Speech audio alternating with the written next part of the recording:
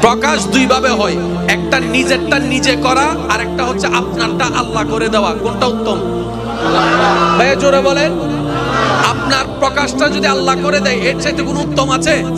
আল্লাহ কারটা প্রকাশ করে শুনুন, যে নিজেরটা গোপন রাখে আল্লাহ তারটা প্রকাশ করে। আর একটু জোরে বলেন না। যে অন্যের দোষ গোপন রাখে আল্লাহ তার দোষকে গোপন রাখে। যে অন্যরে খাওয়ায় আল্লাহ তারে খাওয়ায়। সুবহানাল্লাহ জোরে। যে অন্যের ইজ্জত হেফাজত করে আল্লাহ তার ইজ্জত হেফাজত করে। যে অন্যের প্রশংসা করে আল্লাহ তার প্রশংসা বাড়িয়ে দেয়। যে অন্যের জন্য জীবনের রাস্তা সহজ করে দেয় আল্লাহ তার জীবনের রাস্তা সহজ করে দেয়।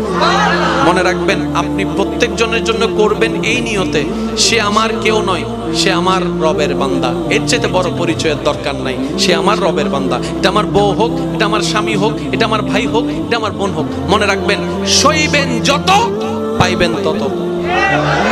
এই সূত্রটা মাথায় এবং মনে বসাই ফেলতে পারলে আপনার জীবন অর্ধেক সুন্দর হয়ে যাবে ইনশাআল্লাহ।